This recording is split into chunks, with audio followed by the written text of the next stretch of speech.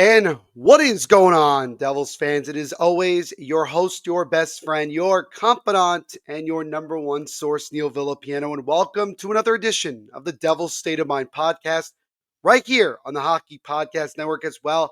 Sports Wire Radio, the best place to get everything you need to know about your struggling at the moment New Jersey Devils. And as always, Devils fans, I hope you guys are having a fantastic day wherever you're checking out this podcast episode. And as always, thank you so much for taking time out of your day to check these episodes out.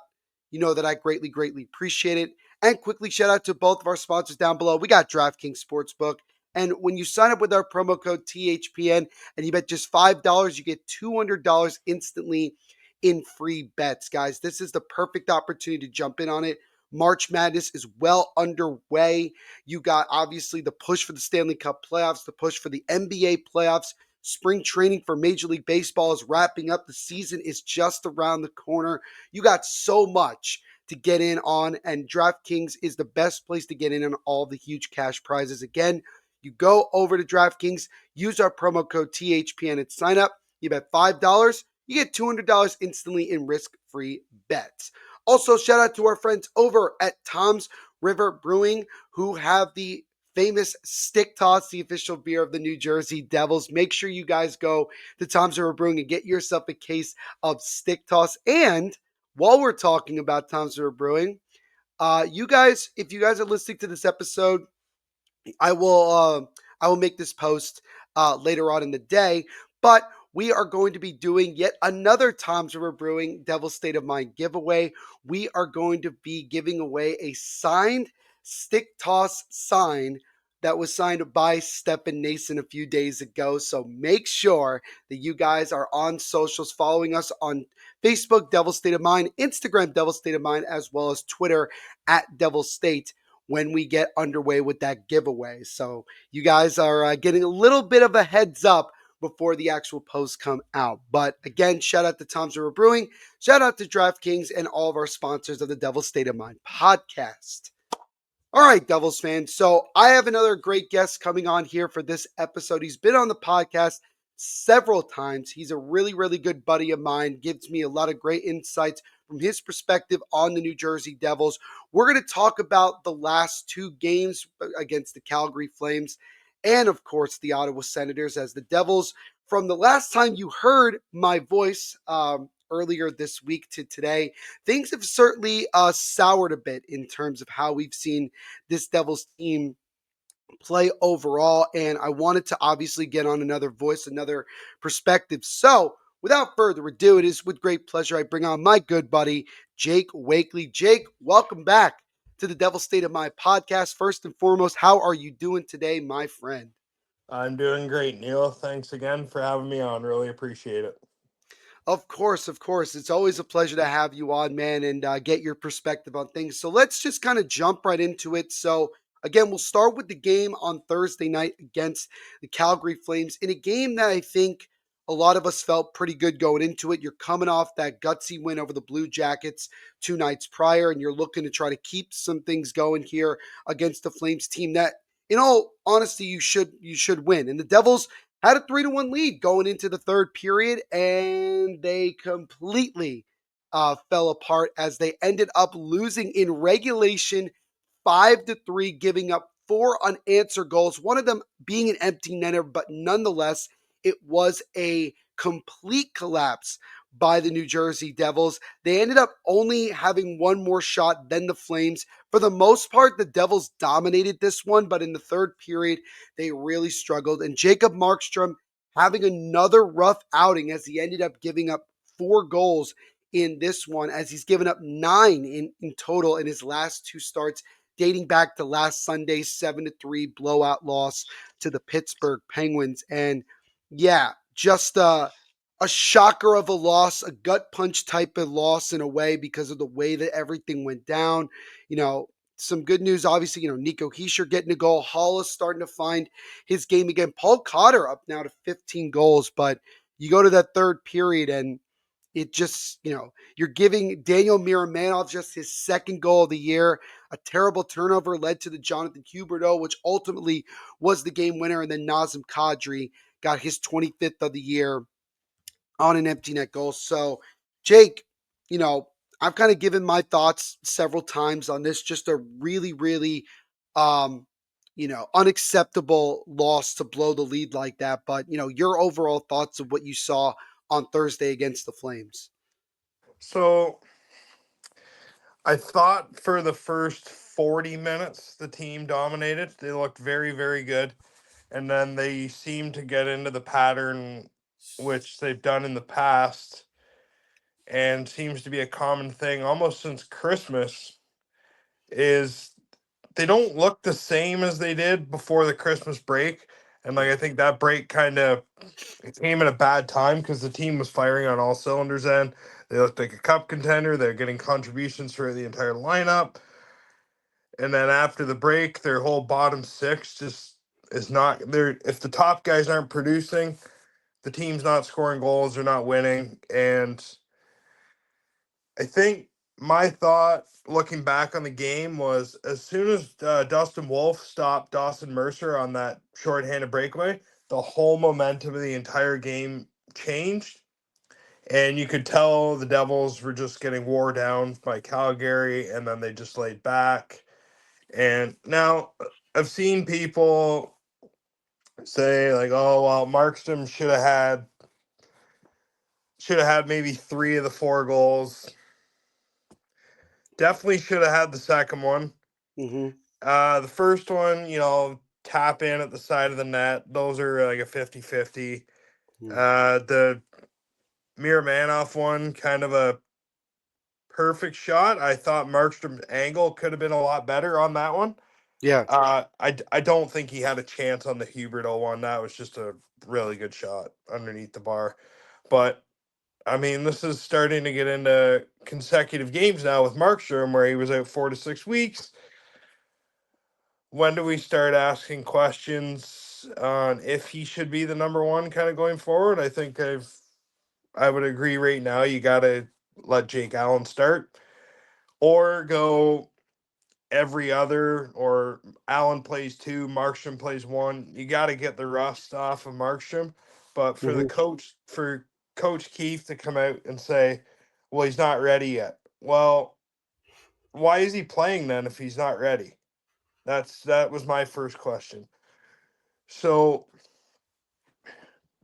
and I think I'll get into it a bit more, but I think in terms of like, yeah, all season, this team plays good against the top teams, but then when they play the teams that they should be beating, they don't play up to their level. They kind of play down to the opposition's level, and then they get bit. Where we've seen it in losses against Calgary, and then San Jose, and all this stuff. Anaheim, teams they should be beating single Mm-hmm. handedly every night, and they're Mm-hmm. just not. Whether that's a lack of compete or attention to detail, I don't know. But one thing I've definitely noticed with the team in the last month or so is their defensive structure, and it's not all on the goaltenders, but defensively they gotta fix some things because where'd the team go that was allowing 20 shots or less a game where they were Yeah, having success,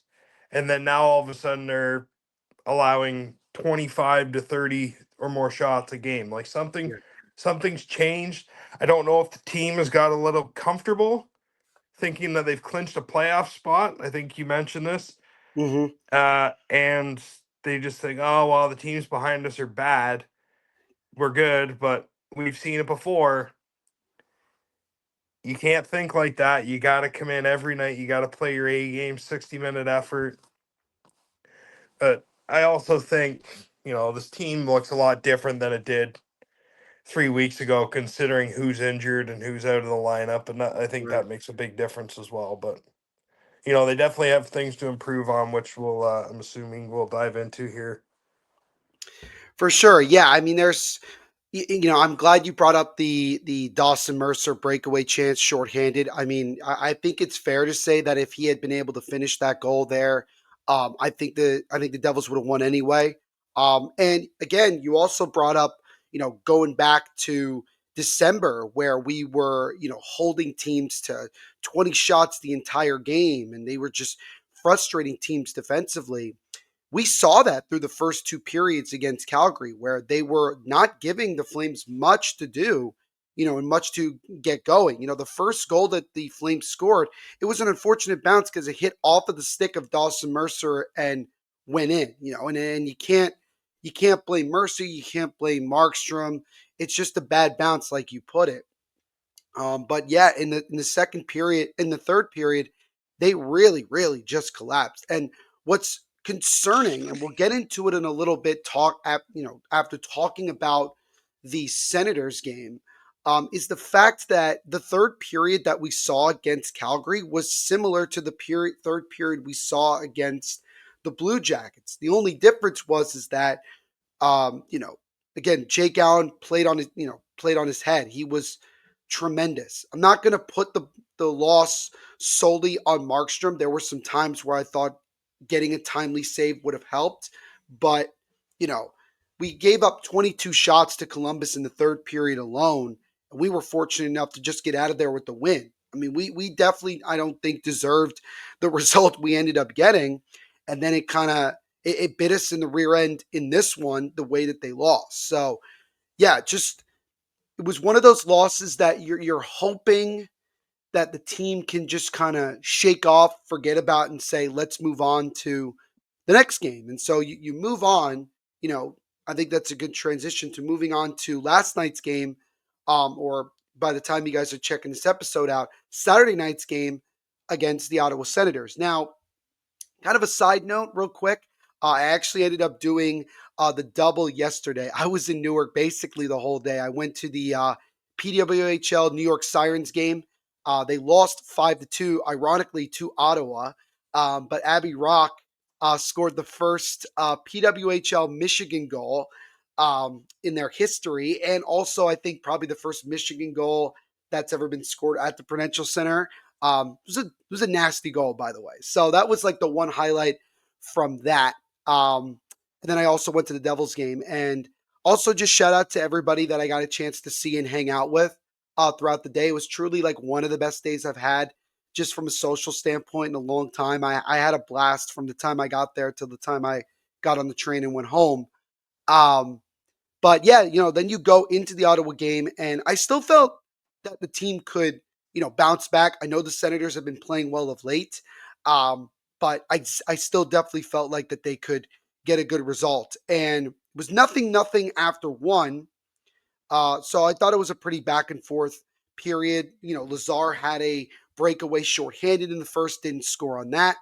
But then within seconds of the second period starting, the Senators scored back-to-back goals, and it was just kind of like in quick fashion.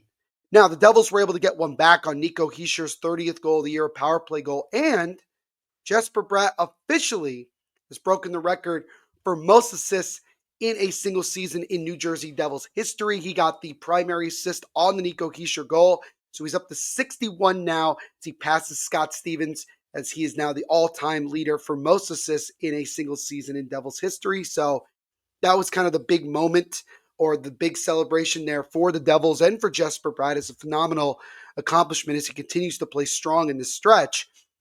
But then seconds after that, the Devils take their second delay of game penalty of the night, and the Senators immediately scored on it to get the lead back up to 3-1. And then in the third period, the Devils pushed. They threw everything they could at Linus Ullmark, and finally they were able to score and get one back with 22 seconds left thanks to an Eric Holla goal. And then they just pushed, and I give them credit. They pushed right after that, and the puck with just a couple of seconds left is right in the goal crease. Stefan Nason's right there, but he could not get his stick on it to knock it in, and the Devils end up dropping a frustrating one at home to the Ottawa Senators by the final score of 3-2. So they end up losing the season series, which actually every game was pretty close. They won the first game back in October in Ottawa 3-1.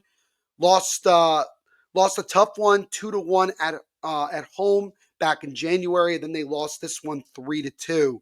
So again, Jake Allen, he did what he could. He ended up giving up 3 goals on 19 shots, which isn't great. but I didn't think that he was really the reason that they lost. He made a couple of great saves again. Um, that Curtis Lazar save that he made with an empty net or with just an open net back in the I think it was the first period was great.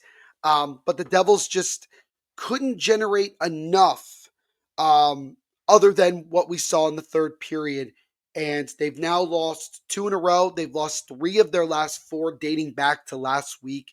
And yeah, I mean, again, just a period, just 10 minutes, that second period ultimately proved to end up being what killed them. I mean, that whole second period was not good.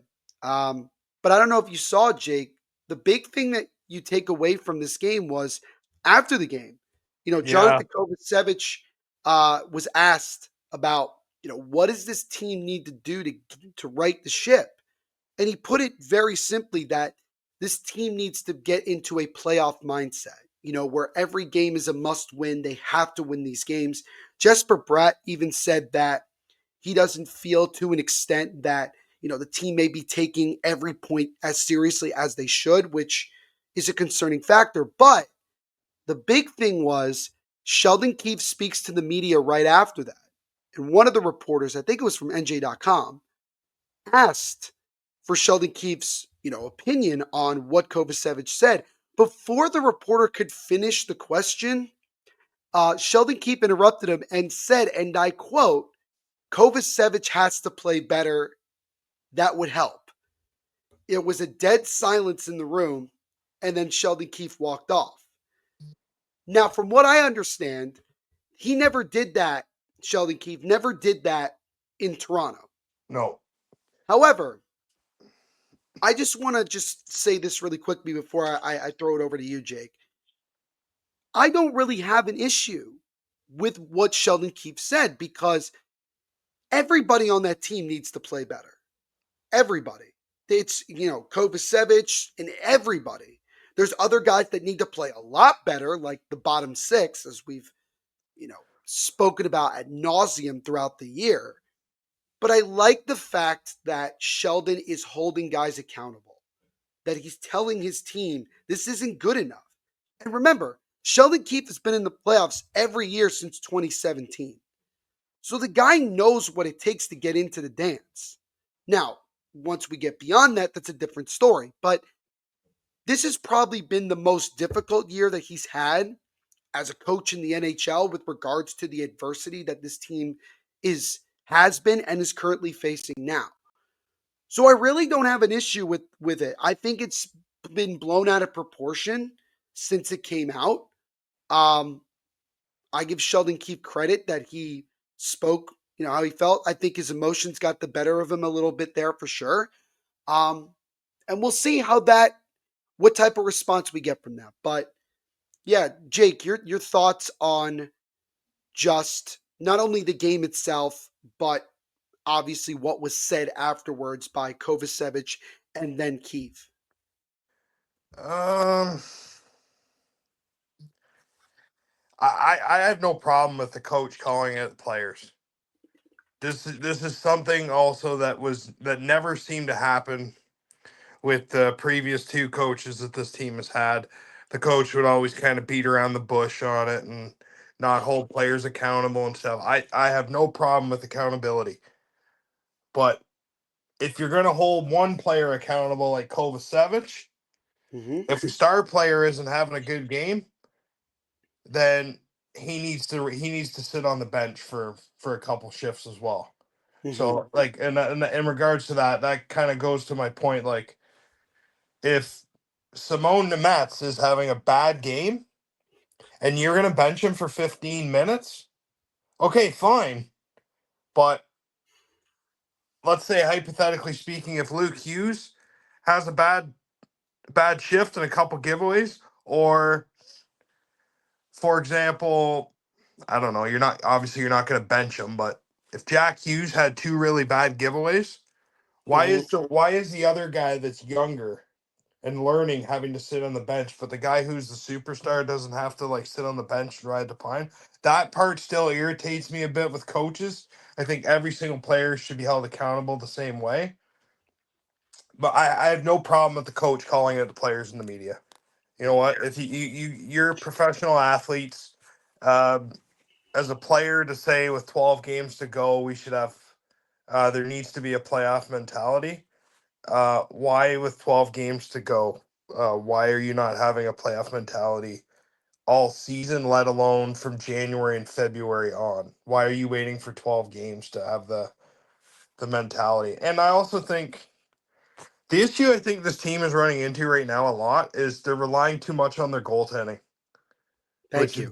which bailed them out time and time again throughout the season, which helped them win hockey games. And now they're taking it for granted and they're getting exposed in different ways each and every night, which comes Yep. back to what I was saying about their defensive structure and playing as a unit. Yep. So, and I also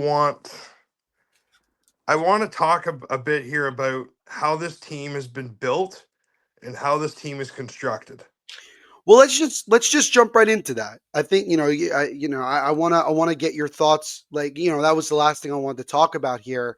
I wanted to get your thoughts on like the team as a whole because I've been seeing it on social media a little bit about you look at the team as it's constructed right now, and yeah, we're depleted, not having Jack, not having Dougie, not having Siegenthaler, but even when those guys were in the lineup, um, there's been glaring signs that this team has not been constructed well enough at all to be a playoff to be a contender, to be a cup contender. Now, again, really quickly here before Jake, I give you the floor.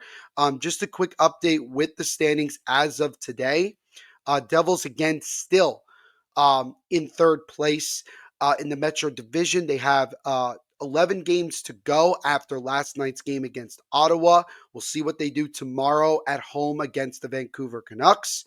But if you look at the wild card standings, currently, the two teams that stand out in terms of, what we're, I guess, keeping our eye on really right now are the New York Rangers and the New York Islanders because, the Rangers with their win yesterday now moved up to 6 points behind the Devils for third in the Metro, and the Islanders got a point in their overtime loss to the Calgary Flames.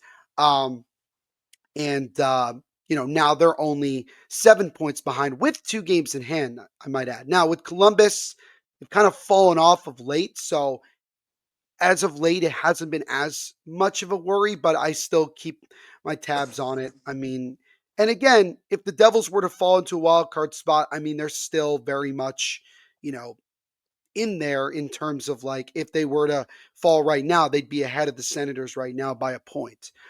So again, I know that people don't want to hear this, but the sky again is not falling yet. They're still in a spot, but they're not.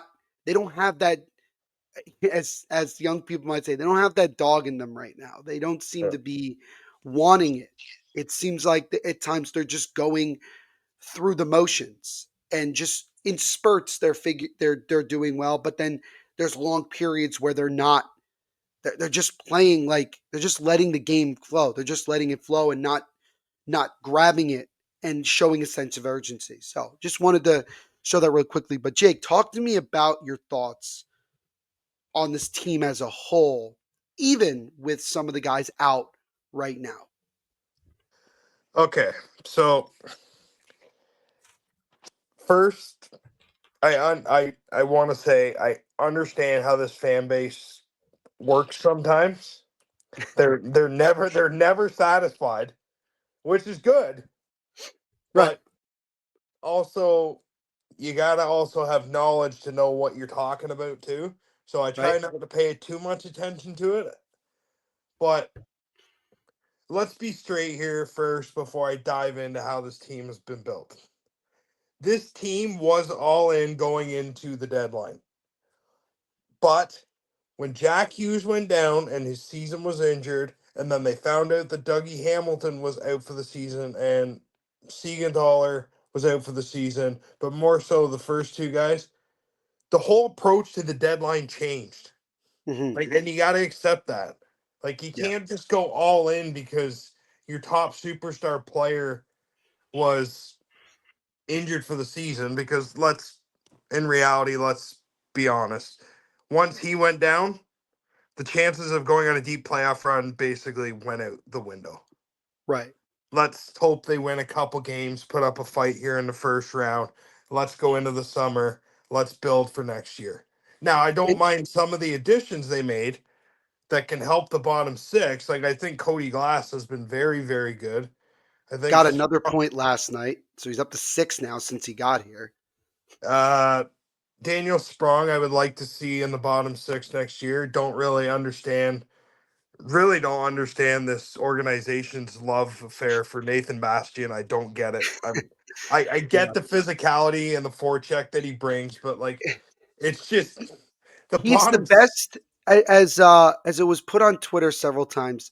He's the best defensive forward we have, but without question the worst offensive forward we have. So it's not a I think the bad outweighs the good with him at this point.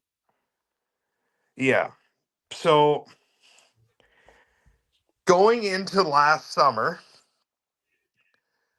I liked the Brett Pesci move. I think Brett Pesci's been he's been everything you could ask for. You weren't going to get offensive numbers. He's been Right. excellent defensively.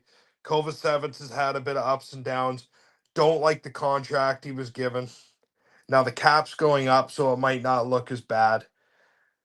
But I think Tom Fitzgerald overvalued physicality and size a little, just a little too much. I have no Agree. issues. I have no issues with the Paul Cotter edition. I think that's a fine addition. He's been very good. But if this team wants to win cups or a Stanley Cup in the Nico, Jesper Bratt, Jack Hughes era, then Andre Palat cannot be playing in your top six. Like, I'm sorry. Like, six Yeah. million looks bad now. Personally, I think if he doesn't agree to waive his no movement or no trade clause, whatever he has, then Hmm. you got to buy him out at this point. It's gotten to the point now. Kind of figured this was coming with the that contract. Want the guy on my team in the playoffs. If he's in the bottom six, then I'm fine with it. Yeah. But the same goes for Eric Holla. Yeah, he's playing well, but this team's bottom six needs a lot of work, and they really, really got to find a way this offseason after signing Luke Hughes to an extension. They got to find a way to get a top six scorer, a finisher. It's so obvious how much they're lacking one right now. Yeah. I just and the real problem I have here with Fitzgerald. I've had people message me and say, "Yeah, Fitz might have to go. I don't think he's a good GM." I disagree with that. I don't think Fitzy's done a bad job here. He was from what he was given when he took over and what he's kind of turned the team into and some of the additions he's made. I think he's done the best he can. Yeah. Now, Timo Meyer, I think he can produce a lot better, but Timo's always been a streaky kind of guy. Hmm. But the real problem I got here is this team hands out no movement, no trade clauses like it's candy in a candy store. It's unbelievable. Oh, we're signing this guy to an extension. Oh yeah, here, you want a no movement clause? Sure, why not? We'll give you one. Like, there's just certain guys deserve it, certain guys don't. That's why I don't like that Siegenthaler got one. I don't like that Kovacevic got one. Uh there should I think the league needs to kind of look into it a bit. Maybe there needs to be a limit on however many you can hand out to players. It's getting ridiculous, Yeah. and I don't know. I think Nathan needs to get out of the top six. Like, I don't. Hmm. What do you do with Dawson Mercer now? Like, $4 million. Yeah. I was good at 3 or 3.5, but we're getting to 4, and he hasn't really done much this season. I mean, I like what he brings. I want him on my team, but he's got to be on like a third line role, or he's not. Yeah. There's just I got so many questions. This team's got a lot of work to do this this summer to add. I don't think they're far off, but I think they got some holes they got to figure out. I think they went into the offseason and the GM comes out and says, "I know exactly what this team needs." Well, exactly what you thought they needed hasn't worked out. Yeah. They're in a playoff spot, but they're too much on the physical side. You need to balance. They need to have balance. And I just some of the decisions that are made, like there's guys playing, continuing to play that shouldn't be playing. Um, no, I'm not gonna mention his name because there's obviously stuff going on with him in his background. But there was a certain player on this team a couple years ago, and this team was in the playoffs on their fourth Hmm. line, Hmm. and as their center. And I feel like ever since he left, because of what is going on with him, the whole bottom six has not been the same. It they're just I don't know what it is. They've let guys go they shouldn't have let go. Now, I mean, certain trades and deals you can't pass up, but Yeah. I mean, there was same goes to the guy that used to play Fabian Zetterlund, for example. There you go. Who we There it just saw is. last night. Yeah, didn't even know he was available. No, I don't think Why any of us did. why wouldn't you make that phone call? It's a great question. Because he was great. He was great here. Yeah, it's a great question. I don't know. I don't know. Uh, so I mean, look, Jake brings up pretty much everything that I would bring up. In someone asked me what's going on with this team. I think Alex Chauvency of the Hockey Writers, um, who does a great job. He does a fantastic job with his coverage of this team and his thoughts. I think he put it best a couple weeks ago that this team needs about 4 to 5 new forwards next season, whatever that might be, because the entire bottom six is pretty much at many times a joke. I mean, they just Yeah. don't do anything.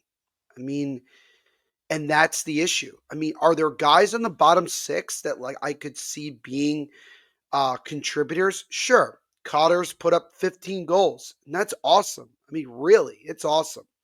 Um, Cody Glass, I think, has really shown, and I know it's not going to last. This play he's been providing, but I think he can provide it. Daniel Sprong is a guy who doesn't play defense, but he's not afraid to shoot it, and he's done it many times in the short time he's played. So perhaps him, but there's guys out there that I think could help this team. I'd have to obviously look into it, look into the free agent market, look into the trade market, but yeah, I mean you've gotten your core set. The defense pretty much for the most part is set moving forward. You've gotten your goaltending. At least you have your goaltending for the now and also the future with the way that like Nico Dawes has played. You have that guy, Yegor, who's been playing really, really well in college hockey down the road. But you brought up the best point, Jake, and that is that Fitzgerald really overcompensated in the offseason. I think he saw how the team, quote unquote, was getting physically beat up at the end of last year and decided that his whole focus was going to be making this team bigger, but slower and not as offensively gifted. And that's an issue because when your best player goes down, a lot of the guys, not all of them, but a lot of them, they can't step up because they have no ability. Their abilities are not there, and they should not be trusted, and that's the issue here. So I think that there is a lot of discontent in the locker room, I think that Tom Fitzgerald made the right pivot at the deadline. He still added what he wanted to look for at the deadline, but not at the level that I think people thought, including myself, that the Devils were going to do, because this team is not there. They're not there yet. Um, I still want them to make the playoffs. I still want them to compete. Even if they win a round somehow, I would totally take that. I would take that every day and twice on Sunday. Um, but it's fair to say that a lot of people are looking and focusing more on the offseason and next year because of just where the team is at right now. So it's frustrating because I think this is basically, this is what they are. What we're seeing for the most part is what they are right now. And it's hard to accept that because we have such high expectations for the team and we want to see them win. We want to see them in the playoffs. But I think sometimes we're asking for way more than what we can get from the team that is constructed right now. And Tom Fitzgerald, if his seat wasn't hot already, it should be because of the fact that things that he has done has been exposed and he needs to redeem himself and put himself back in the good graces of everybody, because right now there's a lot of people that would rather this team bring in someone else. I couldn't tell you who that would be, but I'm not going to focus on it unless it becomes something that needs to be focused on. I think Fitzgerald right now should stay on as GM, but he Get has it. to make moves, big time moves Get in the off. or have him just be the general manager and take the title of president of hockey ops off and give it to somebody else. Give it to someone else. Take Who less. that might, you know, Who that is, I don't know. But yeah, you don't I know. I, I agree. His seat, it's getting warmer. Yeah, But because these owners, they expect results, and they do. well, I'll ask you this now then. Um, who are you letting go in that bottom six? I would Rate say us. that I would say Nate Bastian. I would let go. Okay, Um, I would Lazar. probably, I would probably move Eric Holla. I know he was hurt. I know, and I know he's been playing well of late, which is great. But I just don't see.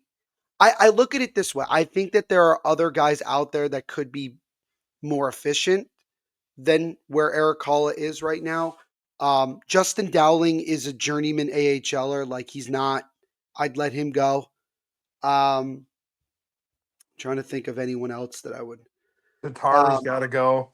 Lazar. Tatar probably has to go. Yeah, Lazar probably has to go. So right then and there, right then and there, how many guys that? That's five. You Yeah, have so you're basically looking for a new third line center, an entire new fourth line, which you could obviously put and Sprong a and Glass in right there, winger and a right winger, on the third line. So and like and Palat. You got to find a way to get rid of Palat. and Palat, because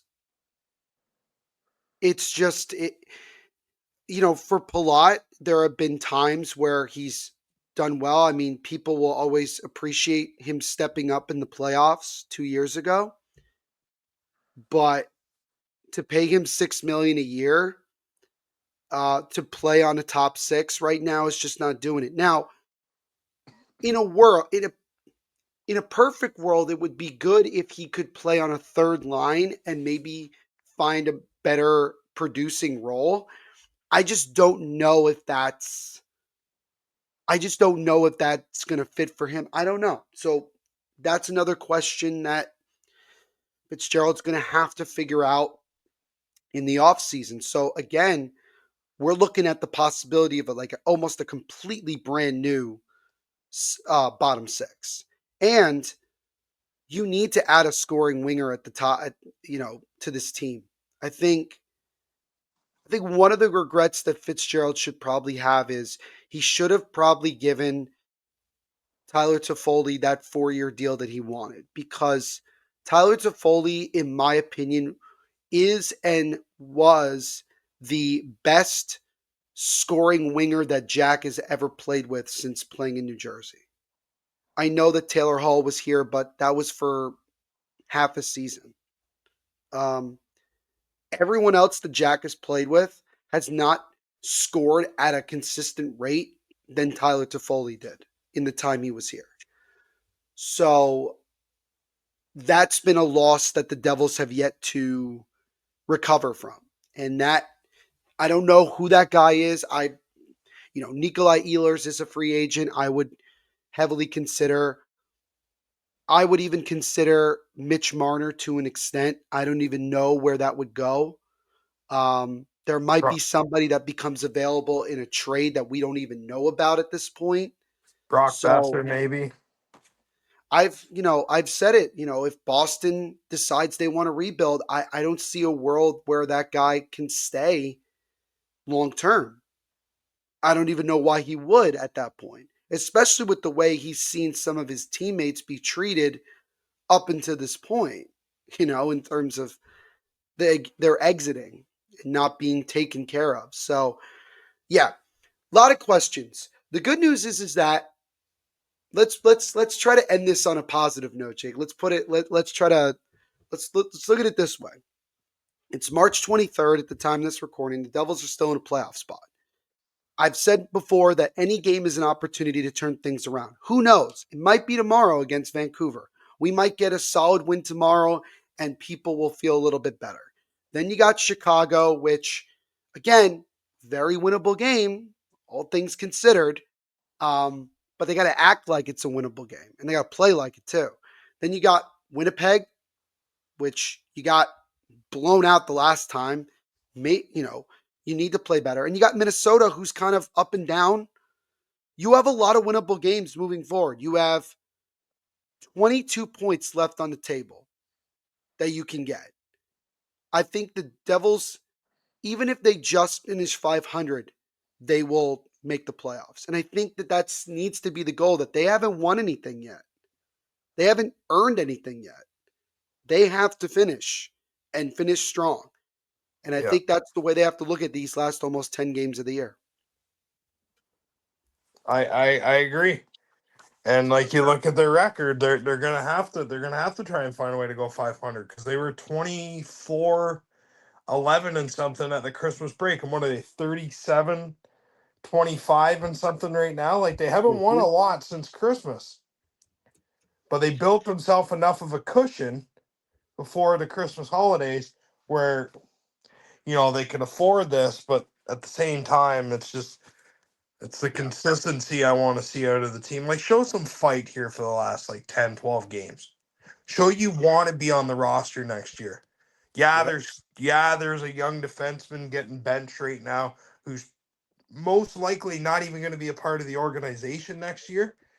But that's obviously a different topic for a different day. Maybe that's how you address some of the needs that we mentioned. But show the fan base, show the coaching staff, fight for one another, Yeah. dig in, dig deep, and put it all out there on the line. And let's see what this team can do in the playoffs. Stranger things have happened, but just I'd like to see the battle compete level up a bit. I would too. I would too. Devils currently, after last night's loss, 37, 28, and 6, with 80 points on the year. Again, coming into tomorrow's game, they are 4-6, 4-6-0 in their last 10 games. So again, haven't been playing that well. It has been fortunate that the teams that are chasing them are kind of falling over themselves left and right. So that softens the blow a little bit. But at the same time, the Devils still very much control their own destiny. And they have to keep fighting like their playoff lives depend on it, because guess what? They do, because they haven't clinched anything yet. So they have to, it's going to come down to those last 2 or 3 games, I think. I think it's going to come down. I think this week coming up is the biggest one, because you have some winnable games, some tough games.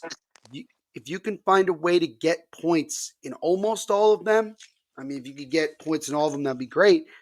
I think you put yourself in the driver's seat, and maybe you can clinch, um, you know, sooner rather than later. So that's the way I want to see it. But you know, again, let's see how things go tomorrow. Let's shake off the tough week that the Devils had, and hopefully that they can rally together a little bit here down the stretch. And like Jake said, play with some heart, play like you mean it, and try to go get some wins down the stretch. But, you know, Jake, I think this was awesome to have you on. I think you nailed everything on the head. Um, and I really, really appreciated getting your perspective today and just having you on again because you've been a big supporter of mine and you've been on the podcast numerous times. As always, man, just let the people here on YouTube and also wherever they're listening know where they can interact with you and just talk even more about Devils hockey. Yeah, so you can follow me on X at capital W Wakes WAKES 3019. And yeah, just shoot me a direct message. I'm always open to interacting with Devils fans, and or you can post a mention to me right on my page, and I'll be happy to reply to you on anything. Anything I hear on my end, I try to put it out there to, keep an eye on this or that, or I'll pass information along, anything I've heard. And yeah, just I'm always open to meeting new people and talking to new people, Devils fans, hoping to the goal for me potentially is to get back to New Jersey next season. I haven't Nice. been since 2014 or 2015. So when the first phase of the rebuild started, before it started all over again. Yep. But yeah, I'm hoping to get back next season for a couple games. So we'll see how that goes.